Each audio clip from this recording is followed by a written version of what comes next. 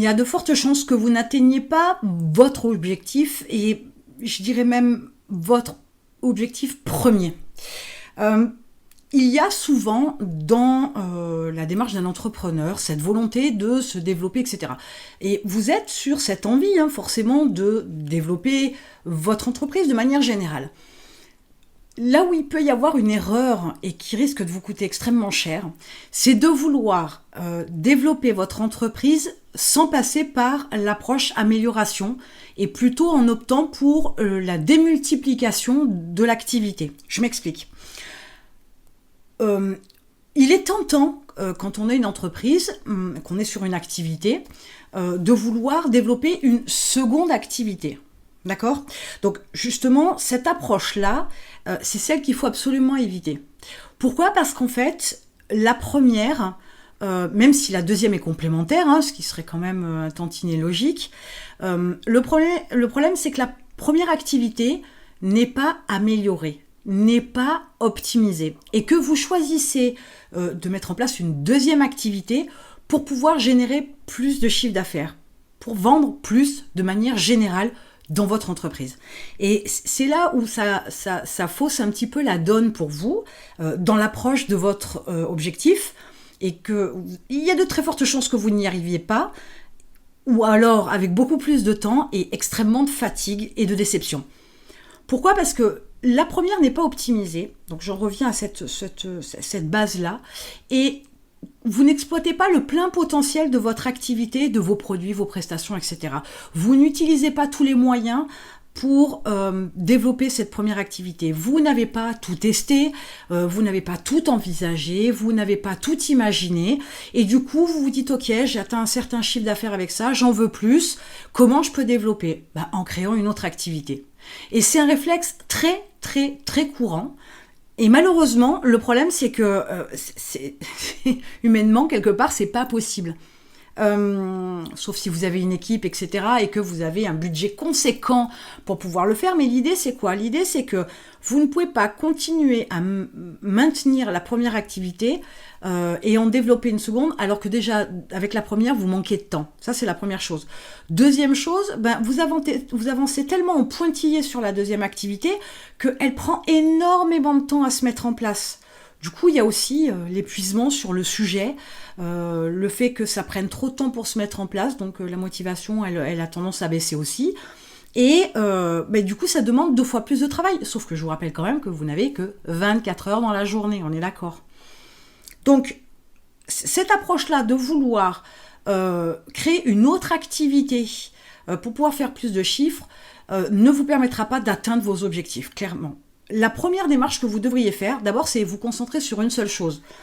Alors, j'aime bien faire le parallèle avec l'approche des partenaires de vie. On profite pleinement et on construit vraiment avec un partenaire. Quand on en a plusieurs, ça devient très vite très compliqué. C'est un petit peu la même approche. Restez sur la première, optimisez-la, améliorez-la, développez d'autres stratégies, imaginez autre chose dans son développement, mais en termes de chiffre d'affaires ou en termes d'amélioration de produits, mais pas en développement d'activité, d'accord ? Et allez jusqu'au bout de ça. Allez beaucoup plus loin. Votre produit, il est jamais terminé, ou votre prestation de service, elle est jamais gravée dans le marbre, dans la pierre. Elle peut être améliorée, développée. En plus, il y a d'autres outils qui se créent, il y a d'autres opportunités qui peuvent arriver pour vous aider à apporter un service beaucoup plus élaboré, etc. Et donc, de prix beaucoup plus élevé aussi. Donc, ce que j'entends par là, c'est...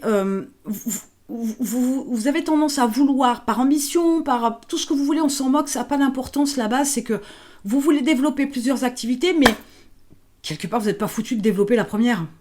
Allez jusqu'au bout des choses, un produit n'est jamais terminé.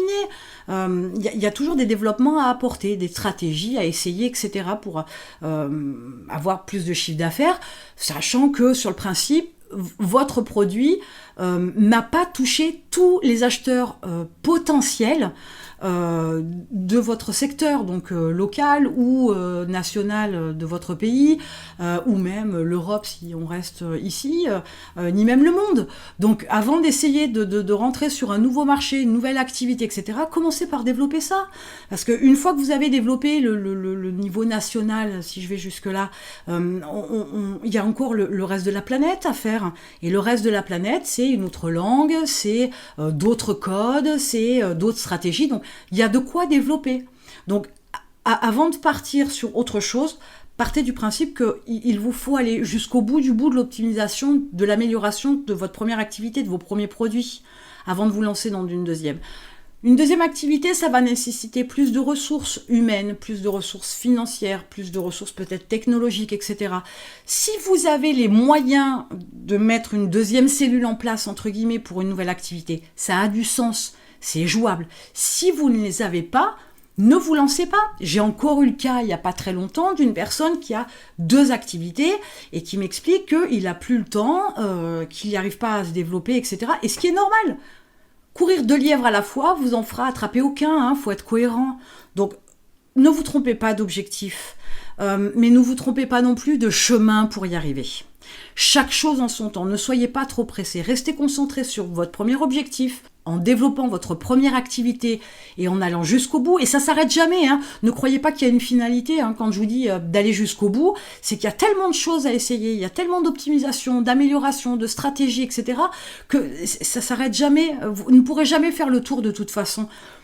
Donc, faut comprendre que c'est un produit qui doit aller jusqu'au bout du bout, mais c'est jusqu'au bout du bout, jusqu'à ce que vous arrêtiez l'entreprise, jusqu'à ce que vous la vendiez, jusqu'à ce que vous décédiez. Je touche du bois, c'est parce que je vous souhaite. Mais ouais, ça peut être que ça, entre guillemets, mais pas plus. Hormis si vous êtes un marché qui n'est absolument pas porteur, et dans ce cas-là, je veux dire, c'est même pas une activité qu'il faut aller, qu'il faut insister non plus à développer, parce que il y a pas de finalité, il n'y a pas d'ouverture. Mais peut-être quand même que ce produit-là, en fait, tout ce qui lui manque, c'est une amélioration pour pouvoir trouver sa place sur le marché. Je pourrais en parler là aussi, hein. Je pourrais me pencher sur le sujet dans une autre vidéo, mais restez concentrés sur une seule, arrêtez de vous éparpiller. Après, vous allez dire, ouais, je suis fatiguée, j'arrive pas à prendre des vacances, j'ai trop de choses à faire, je suis stressée, j'ai du mal à dormir, mais c'est normal, de toute façon, vous mettez en place une situation qui, de toute façon, a cette conséquence-là. Donc, après, faut pas vous plaindre. Donc, revenez aux bases, revenez à un seul produit, enfin, du moins une seule activité, et développez-la au maximum. Il y a tellement de choses à développer dans une entreprise avec une seule activité. Pourquoi vous compliquez la vie, hein? Vous le savez, je le dis assez souvent aussi, mais le cerveau humain, il ne fait pas dans la simplicité, il va toujours chercher compliqué, alors que si vous revenez à des bases, vous verrez que ça fait vraiment toute la différence, autant dans l'organisation que dans le choix des produits, des stratégies, ne pas mettre 15 stratégies en place en même temps, ça n'a pas de sens tout ça. Revenez à des bases simples et creusez et essayez d'être sur cette quête comme ça constamment d'amélioration dans la finesse, la subtilité ou des fois de manière grossière, parce que ça peut changer véritablement la donne. Au lieu d'aller vous faire encore des nœuds au cerveau avec une deuxième activité alors que la première vous la gérez même pas. Donc voilà, ça c'est fait, c'est dit. Entendez-le bien, et s'il faut vous couper, voilà, sur les 2 activités, il faut en couper une, bah, coupez-en une, faites le bon choix. Alors il n'y a pas de bon ou de mauvais choix entre guillemets, mais allez vers ce qui vous botte le plus entre guillemets, et qui a une vraie potentielle place sur un marché. Sinon non quoi, hein, on est bien d'accord, repartez sur autre chose s'il faut, mais restez sur une seule activité. Vous avez un lien dans la description, hormis des outils qui peuvent vous servir, vous avez un lien vers l'expérience Mindset 365. C'est une année sur laquelle vous allez pouvoir travailler chaque jour sur un point particulier pour pouvoir développer votre mindset, libérer votre potentiel et booster votre entreprise. Donc je vous retrouve de l'autre côté.